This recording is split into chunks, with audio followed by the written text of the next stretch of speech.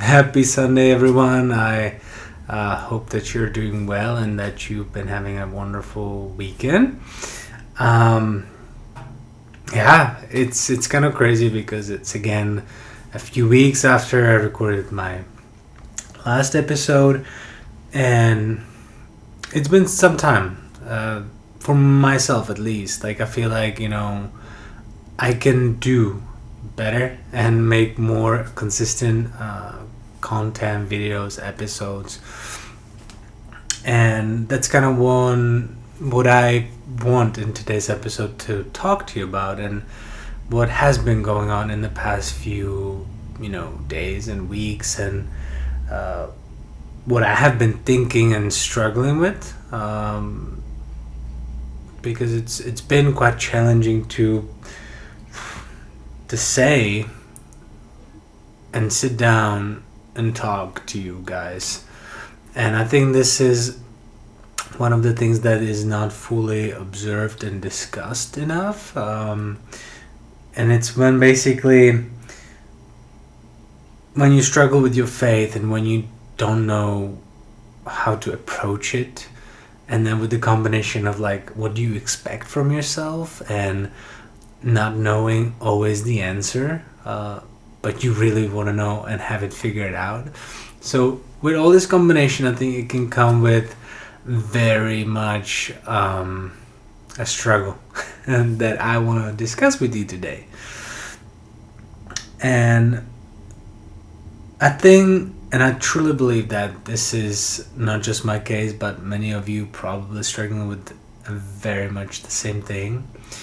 And so I've wrote down a few things that, when I was reading through the Bible and researching for today's episode and what I want to share with you, to maybe share some light and not so much of heaviness to feel so guilty and,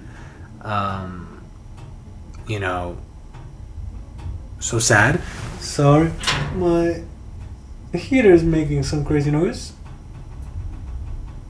so hopefully it'll be okay. So back to it. I prepared kind of four teachings or something that you and I found in the Bible that shed some light, not necessarily make me feel better or solve the issue, but basically I think they are really powerful in terms of that when you're really expecting the perfection and want to do great things and you have to do everything right now, and in one moment you have to achieve three things and have it great. I found that these four parts that I'm going to share with you could be very helpful and give you some more perspective from my experience. So chapter 1,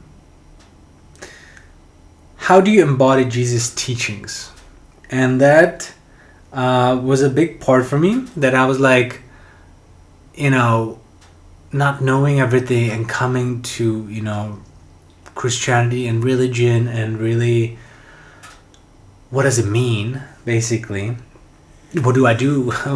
What is happening? And there's always so many answers. Jesus, there's so many answers all the time, and questions even more. I was trying to figure out, okay, how do I embody Jesus' teachings but not overkill myself because I'm not doing this? Because over the past weeks, I've really, haven't gone to the church, haven't been reading so much of Bible, haven't done that many prayers that I would feel like I can do, and that came to me is like feeling this guilt, and I'm not perfect, I'm not doing this, I'm not following, going to the church every Sunday, and that just like, how dare I then speak about God and religion and things like that. But then this channel is not about perfection or I know everything, or it's more just sit down and talk to you through a person that never really truly was a religious person, and through an experience and situations I discovered God, and I've been on this path and learning, and also being very, not questioning, but very observative person that asks a lot of questions, and I would say try to really understand a lot in depth. That is a hard, it's a lot for a lot of people, so like you don't have that many people to discuss it with. However, I found a lot of guys or some people in the group I've been going to, but then again, sometimes it feels so uncomfortable in my own head that like, what am I saying? Like, they are more spiritually in Christianity, I'd say wealthier in terms of the knowledge than me, so I'm like, what am I doing here? You know? So it's really just, I think, individually challenging. But how do you embody Jesus' teachings? So in Bible, Ephesians chapter 2, 8 to 9, for it's sorry for it is by grace you have been saved through faith, and this is not jeez, I apologize, I really don't know what's happening. I'll read it again. For it is by grace you have been saved through faith, and this is not from yourselves, it is gift of God, not by works, so that no one can boast.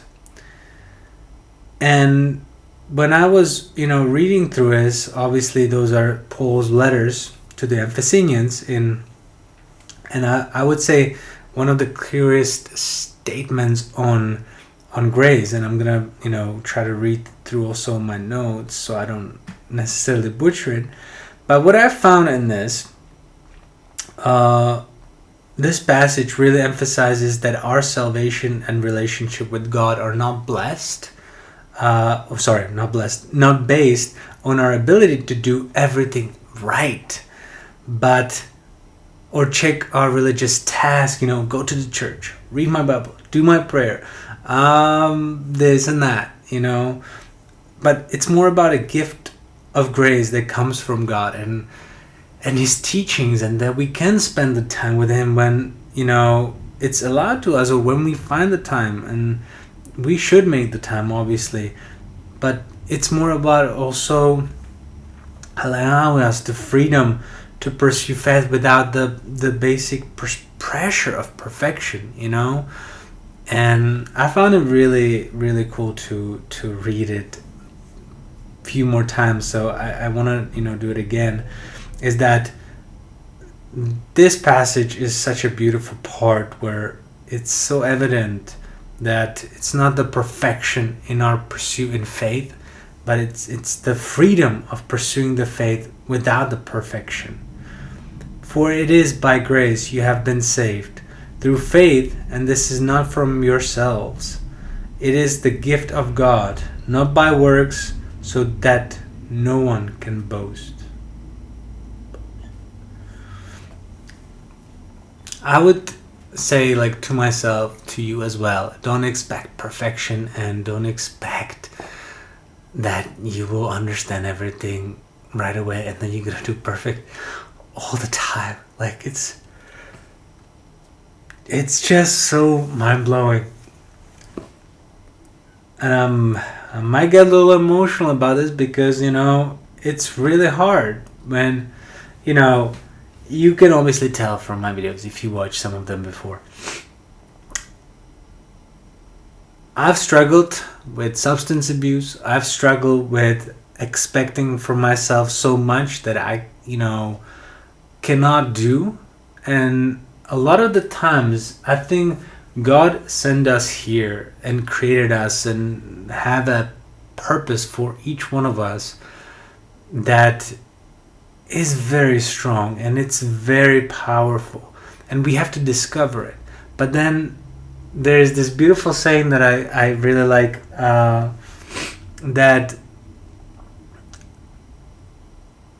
if you are not able to clean your house, how can you handle a responsibility that is much higher than cleaning your house? How can you manage 20 people below you, or have a running company of 100 people? Like, if you cannot keep your simplest things in the house in order, how can you expect that? So this, I think, imperfection and perfection is really start slow, start building the responsibility, accountability, the basic force of like sheer will that, like, yeah, this sucks, I'm in this mess, but I can still get the job done. And I think it implies that the core values as a man that you want to live by. So yeah, I guess I'm going maybe too much into it, or not following the notes, but let's see where it takes us. So basically, the second part of the video and what I want to talk about is find self-compassion, not perfection. And I think this is really nicely stated in I'm sorry, my notes are acting funky. And I found this in the Bible in the teachings of Matthew chapter 23, 25 to 28. Woe to you, teachers of the law and Pharisees, you hypocrites! You clean the outsides of the cup and dish, but inside they are full of greed and self-indulgence. Blind Pharisee, first clean the inside of the cup and dish, and then the outside also will be clean. When I reflect on that, and I was like trying to really understand why I struggle with the faith and why I've been struggling like doing the things, I found this prioritization of the heart over external existence, or maybe I would say appearance, basically, because in today's world we always trying to do cool things and be the coolest kid and do this and that. And actually recently I was going on the public, I saw these two kids wearing a cross, dressed so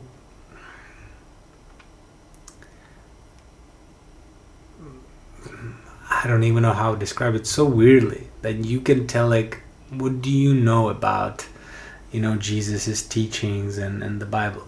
And that's not judging, hopefully, maybe a little bit, but also by the appearance you can really tell like who really values the teachings, God and things. And maybe they do actually, maybe their family is religion, I don't know, but the appearance that you get, you can definitely tell that they were maybe struggling. But in this chapter, Jesus criticized the Pharisees for focusing on outward practices while neglecting inner transformation. And Jesus calls for the authentic faith that prioritizes the transformation of the heart rather than just external appearances or practices. And I think with this experience on the tram, for example, it's because I know from my own experience, like when I didn't take care of the internal parts, when I neglected everything inside, like spiritually dead, like nothing. And I look at it now, there is a dramatic difference. And I was talking to my friend about it, and I realized, like, I can't even believe that I was in it. But people experience life in so many different ways, and I can definitely absolutely understand that it must be devastating sometimes. So in this part, what I really love about is really emphasize the internal appearance inside, who you are, what are your core values, like what code do you want to live by. And I find it so beautiful. The thing that over the years I've been really experiencing is like life is really beautiful, and it's such a pity that we waste it to really look at external appearances and how we want people to perceive us, that we really neglected our hearts, our internal appearance, and what it means to us, how we want to feel, and how do we want to be looked at by our actions. So I think this is where you really, the point of it actually going on and on. The fact that you've already been touched by Jesus, if you have, or like me, I'm on this path. That is something I never would thought of. And just that itself, that I try to really live by like high standard values as a man, or being on a path to being a man, and what it takes, what a man stands by, what are his values, and how he deals with life, and much more, is something that just goes in internally. And that's where we are broken as a nation, as a humanity. Like, we really neglect our internals and just focus on the external. Look at us, how cool I am if I have this car or this. And there's nothing wrong with wanting these things, but just to show off and really have a rotten insides, it's real sadness that that we have. And I just find it, when you question religion, these things come up, and I would say this is almost the devil's work sometimes, when like it pulls you away from, have more love for that friend that hurt you, have more love and compassion for the coworker that took the glory for your work that you helped him with. It's more always just about almost giving than just the hate. Yeah. Anyway, so we don't make it crazy long, I guess, this time, but I think nicely what's connected to it what actions you take. And this part in Philippians, basically, one second, chapter 3, verse 12 to 14, it's when Paul speaks about his own journey of faith, right? And acknowledging that he hasn't reached perfection, but is constantly growing. And not that I have already obtained all this, or have already arrived at my goal, but I press on to take hold of that, for which Christ Jesus took hold of me. Let me read it again. Not that I have already obtained all this, or have already arrived at my goal, but I press on to take hold of that, for which Christ Jesus took hold of me. Brothers and sisters, I do not consider myself yet to have taken hold of it, but one thing I do, forgetting what is behind and straining towards what is ahead. I press on toward the goal to win the prize for which God has called me heavenward in Jesus Christ.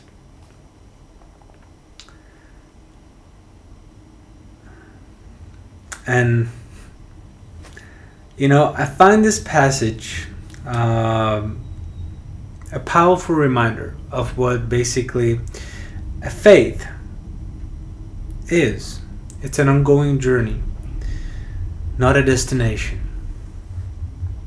And I would say in this, Paul's humility in admitting his own shortcomings is a very comforting to anyone who feels that they're falling short. Like, sometimes I feel like we are holding to what we need to be doing and what literally we just need to hold on to, instead of stopping by and say, I'm accountable. I'm a shortcoming. I'm flawed.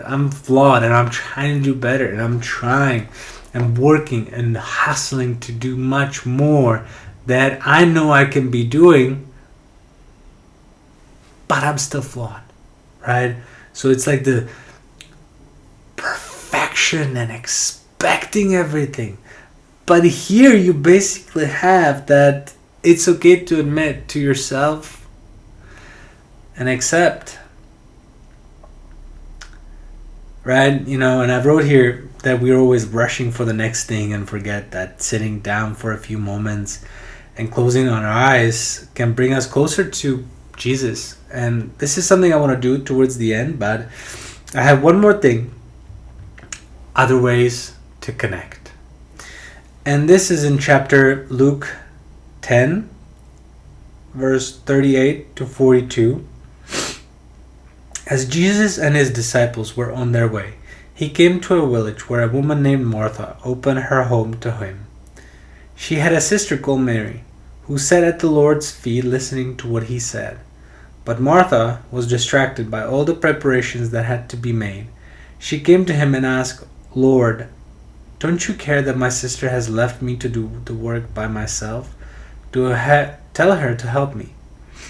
"Martha, Martha," the Lord answered, "you're worried and upset about many things, but few things are needed, or indeed only one.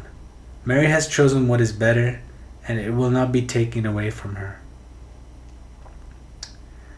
Right, and in this story, you can just tell that becoming busy with all these chores, and you have to do this to make it all perfect, right? Like otherwise it's not worth it, and it's like, what's the point? It's a nice reminder that sometimes sitting quietly in God's presence, even without reading the Bible, like I was struggling, like I don't do prayers, I don't do readings every day, or anything productive that is related to Christianity, God in itself, is still a way honoring Him. If you sit down and put the simple ways as Mary did, it shows that basically the spirituality connection can happen in quiet moments. And this is kind of where I'm getting towards the end. It's the quiet presence of your actions, whether sometimes you on your way to work, probably not behind the car, right, when you're driving, but on the public, or if you're, are on the passenger seat, or just maybe waiting for the bus or train or friend taxi, whatever. You can still take a few moments. You can take a few moments when you come home after work. You can still take a few moments, before you go to bed. And I think that's the biggest action of today that I want to do with you. I just want to sit down. We're sitting. Jeez. Close our eyes and really be with Jesus, be with God, and just a silent, maybe prayer, whatever's going on in your mind, and just be grateful that we're alive, that we are taking the moment for ourselves to really connect with God and let go of all the shame and guilt and expecting perfection and everything. Let's just take a moment and really feel that it's all okay, that we are humans after all, and that we can make our mistakes, but it's more about how we approach them and how we really deal with it.